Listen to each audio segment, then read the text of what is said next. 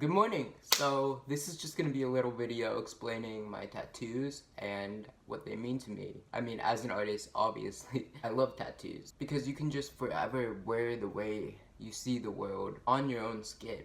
I think that's beautiful. The first tattoo I got, I was about 15 years old and it was just pretty impulsive. I was at a art pre-college at Pratt. Obviously, it being art college, no one really survives without getting a tattoo, or if you do, props. So one night it was like 5 in the morning and I had been like working on my art project with a bunch of other kids all night. And something you should know about me is that I sign all of my artwork with 3 dots. At that point, I think I had finished and I just signed my art with 3 dots.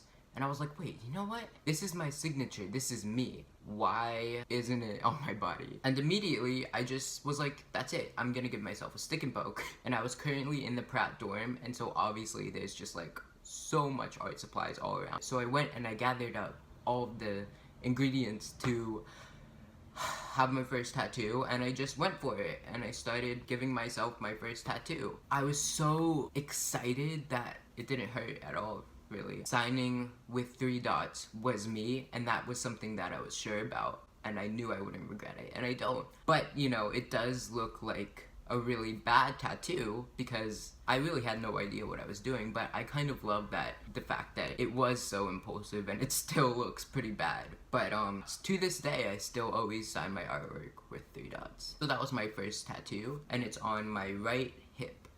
Super small. But there. The next tattoo I got was on my 18th birthday. This time it was done with a machine.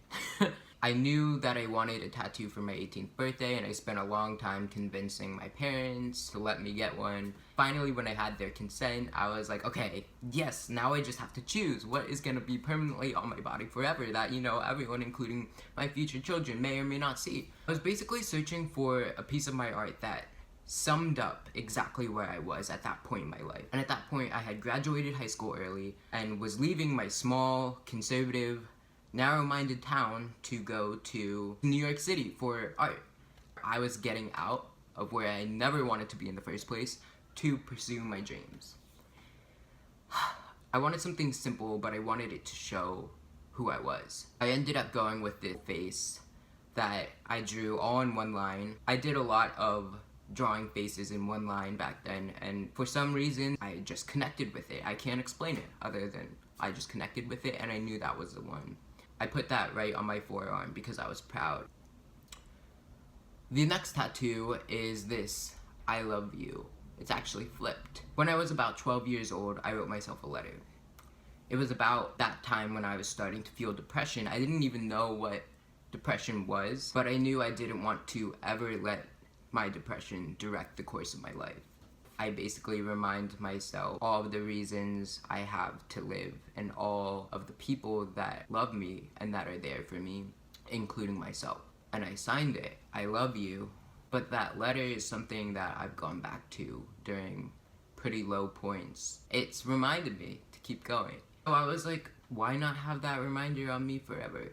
Why not be able to just look down and be reminded and all the reasons I have to live? It's in my exact handwriting. And the reason it's backwards is because when I'm out and about, it'll look backwards to everyone else. But when I go look in the mirror, I'll be able to see it clearly. And it's only meant for me to see clearly. It's a message to me from me, and that's why it's flipped. Now this tattoo, I consider completely separate from the I love you. I treat this tattoo almost like a sculpture. It became 3-dimensional on my body, and this directly correlates with the meaning of it. It's basically all about claiming control of my body. And it took me about 18 years to do so. When I was getting it tattooed, I hadn't come out yet in saying that I wanted top surgery and testosterone. Getting this tattoo was a way of finalizing it. When I was sitting there having it done, I knew that that was it. This is the beginning and end of my journey of identity.